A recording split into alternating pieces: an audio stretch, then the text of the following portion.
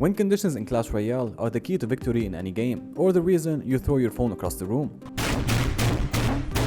But not all win conditions are created equal. Some are loved, but some are absolutely hated. So today, we're ranking the most loved and the most hated win conditions in Clash Royale, starting with the Expo, which sits in the most hated list. The Expo is a building that costs 6 elixir, and when it locks to your opponent's tower, it's practically over for them. The Expo faced a growth in popularity recently, mainly due to Jinxie running the Icebow cycle deck a lot in his streams. The deck contains the Archers, Expo, Knight, Skeletons, Ice Spirit, Tesla, Fireball, and the Log, and it shines in defense and the double elixir time. The Expo is technically a high skill card. You need perfect timing, strong defense, and smart cycling to make it work. But here's the thing, no one likes playing against it. You're effectively just throwing everything you can to distract it, while the Expo player sits back behind an Ice Spirit, a Tesla, and Archer's Fortress. The Tesla defends the Expo, and your Knight or Skeletons distract enemy troops at the bridge, cleaning up the lane for your Expo to eventually lock onto the tower. On defense, it's practically godly. Two buildings make it hard for troops to reach your tower, while the rest of your cheap cards distract them, until your enemy's 12 elixir push is eliminated. And then, due to your fast cycle, you're free to place another Expo at the bridge and watch it chip down the tower to 0, winning you the game. As good as this deck is, however, the Expo is generally despised by many players for two reasons. The first being how no skill it is. Just place your Expo on the bridge, defend the incoming troops, and then the work is done for you as it locks onto the tower. There's no prediction, no smart placement or anything else. Just place, defend, and watch over and over again until either the tower is down or the timer runs out, which is the second reason this deck is hated. Due to its fast cycling and two buildings, it makes it incredibly hard for your opponent to reach your tower, so they have to rely on chip damage over time if they want to win or have the perfect counters. These things make any game that involves an Expo cycle deck way too long and mainly ending in tiebreakers. The deck slows the game, make it incredibly boring, and drags it all for the entire duration. And for that reason, the Expo is on the most hated list. It's one of those cards that do reward smart placement and good plays, but at the end of the day, you just place it and watch it destroy everything in front of it. But the Hog Rider, however, is one of the most loved win conditions. Despite it being a relatively low skill card to use, it still requires some form of placement and strategy in order to secure a hit or two on the tower. And if your opponent is running any kind of building in their deck, the job becomes way harder. You're either gonna have to outcycle their building or predict them using a Fireball or an Earthquake so that your Hog reaches the tower. This adds a small level of skill required. It's also one of the best cards you get early in the game in Arena 5, so many players get it early, level it up early, and keep it in their decks all the way through their ladder grind. Overall, the Hog Rider is definitely a heavily used and loved win condition, especially with the rising popularity of Hog 2.6. This deck made it possible to bypass and outskill the only real counter to the Hog, which are the buildings. With a fast cycle using Skeletons, Ice Spirit, and Ice Golem, even if your opponent is running a building, you can effectively reach your second Hog before they can get the chance to play another building, giving you a clear path towards the enemy tower.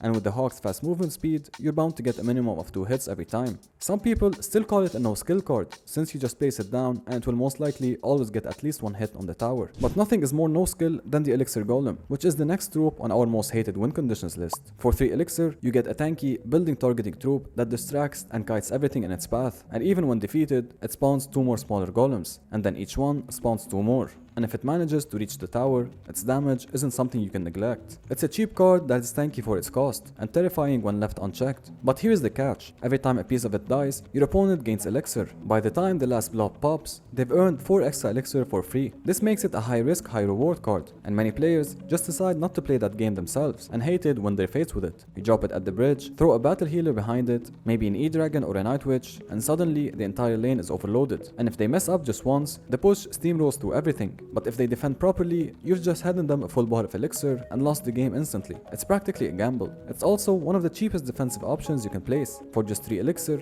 you get a tank that not only kites enemy troops, but also distracts them long enough with its death multiplication mechanic that your support cards can finish them off. As this player puts it, hate to play with it, hate to play against it. It takes some sort of skill to play it without giving your opponent free elixir, effectively giving them the win. But it's also a no skill card your opponent will place when they don't know how to defend, and it just distracts your whole push away from the tower. Next, we have one of the most loved win conditions, the Balloon. This card pretty much works with every combo, and it's part of one of the deadliest in the game, the Lumberloon. It's simple, it's satisfying, and it's been a Clash Royale icon since day one. The Balloon is loved for how honest it feels. There's no trickery, no complex mechanics or broken plays. If it reaches your tower, it earned that damage and it deals quite a lot. We all know the feeling of seeing a surprise balloon dropped at the bridge, seeing it get closer and closer to your tower, while your hand contains all ground troops and a log. At this point, you just watch it drop bomb after after bomb with nothing you can do. The balloon has remained relevant for years, often featured in decks like Lavaloon, Lumberloon Freeze, or Giant Balloon. It fits both heavy and cycle strategies, and that flexibility is part of why players respect it. It is not broken, it's just consistently good, and rewards players that know how to use it well. It is countered fairly easily with a building or an air troop, but when partnered with a freeze or rage, it's a game winner.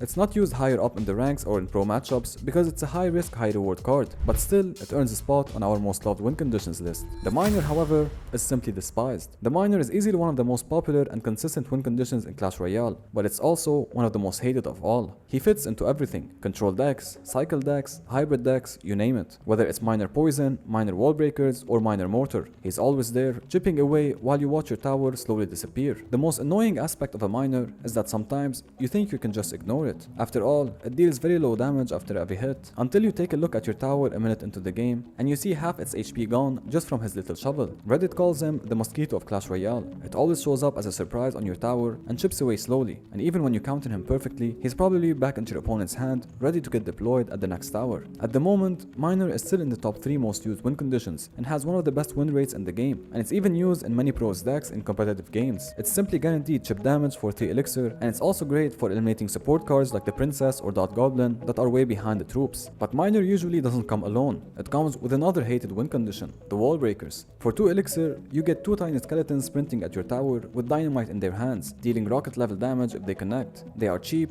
fast, and absolutely relentless, and that's exactly why players hate them. It basically feels unfair that a 2 elixir card can deal so much damage and turn a game around. Wall breakers are the definition of low risk, high reward. If they are countered, you almost always get a positive elixir trade, especially if you split them, and if your opponent ignores them, they deal immense damage. They also pair perfectly with the Miner, turning into one of the most annoying pressure combos in the game. The Miner acts as a tank, the wall breakers explode, and you rinse and repeat. They are also the cheapest win conditions in the game. Many people argue that the wall breakers have too much health. A simple nerf to their HP will make them somewhat balanced. With their current stats, wall breakers cannot die to log, and if left alone running towards the queen tower, one will always connect. At the moment, wall breakers are generally hated, but Graveyard on the other hand is on the most loved list. For 5 elixir, this spell-like card spawns waves of skeletons anywhere on the opponent's side of the arena. Usually, you use it right on top of their tower. It's unpredictable, hard to fully counter, and one of the few cards in the game that can completely flip a match in seconds. The Graveyard is loved because it rewards timing and strategy rather than blind aggression. You can't just throw it out and hope for the best. It needs setup. Many players feel it's useless because they don't know how to play it right and support it in order to get the maximum value out of it. And the ones that do know how strong it is prefer to use it over anything else. It is often seen as one of the fairest win conditions in the game. Just like the balloon, it is strong, but only if you earn it and play it right. You need to know the matchup, track your opponent's counters, and predict your opponent's plays so that the skeletons actually connect and don't disappear the second they spawn. And there is one card that pairs perfectly with the Graveyard and is one of the most iconic decks in the game, the Giant. The Giant is also one of the most loved win conditions in the game, and he can fit into almost any heavy deck or matchup. You have Giant Double Prince, Giant Sparky, and of course Giant Graveyard. That combo has been one of the game's most iconic synergies for years. The Giant tanks the tower damage while the Graveyard skeletons spawn around it, forcing your opponent to defend perfectly or lose their tower in seconds. Players love the Giant because he represents classic Clash Royale gameplay. No fancy mechanics, no special evos, and no annoying tricks, just a big orange tank that soaks up all the damage while your support cards or secondary win condition deal the bulk of the damage.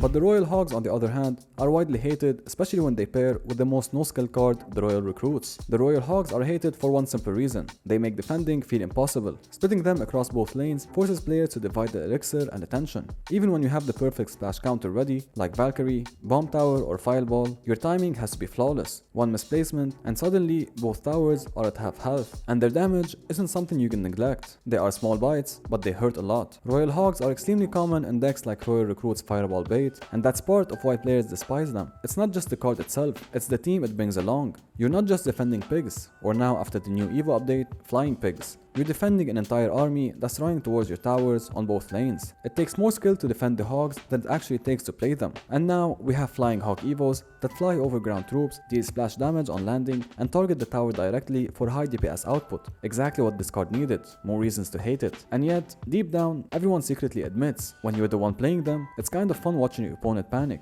But they definitely sit comfortably on the most hated win conditions list. Moving on, we have the Battle Ram. This 4 elixir win condition is balanced, rewards smart play, and on the other side can be countered for a positive elixir trade. It's not loved because of how OP or strong it is. It's loved because it provides great value when played right. It deals great damage if it connects, and leave behind 2 barbarians to handle the rest. It's a pillar in bridge spam decks, creating instant pressure and forcing the opponent player to react, otherwise they risk losing a lot of damage. And even if it's stopped mid-charge, those 2 barbarians can still punish unprepared opponents. It is generally viewed as fair, fun, and easy to understand card that is very rewarding when mastered and used in the right decks. It takes good timing, lane awareness, and deck synergy. It's simply not a drop and hope for the best kind of card, and it sort of feels good watching it connect to a tower. It means you did something right and you played your cards well, and this is the reason it's mostly loved, unlike the Royal Giant, which is the last card on our most hated list. If the Battle Ram rewards smart play, the Royal Giant rewards drop and hope. Just drop it at the bridge, and even if your opponent counters with a building, anything other than an Inferno Tower, and you're guaranteed a hit or 2 on the tower, and that just feels lame and no skill.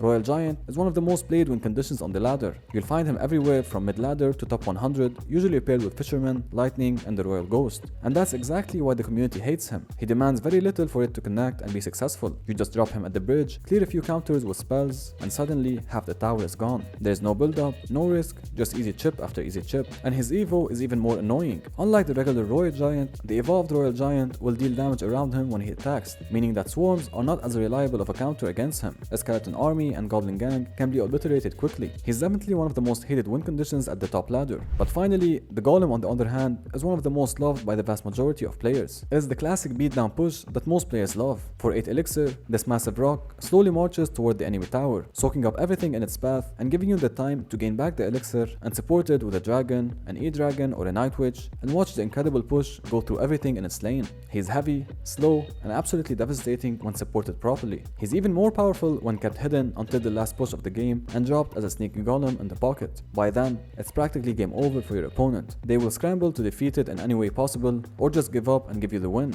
You don't just play golem to cycle damage or chip away at the tower. You play it to end the game in 1 or 2 huge pushes. It's simply a beast when played in the right deck with the right player. But it's a waste of 8 elixir if you don't know what you're doing, and for that reason, it's on the most loved list. And if you reach this point of the video, make sure to drop a like and hit the subscribe button. YouTube also thinks that you're gonna love the video on your screen right now, so why don't you watch it?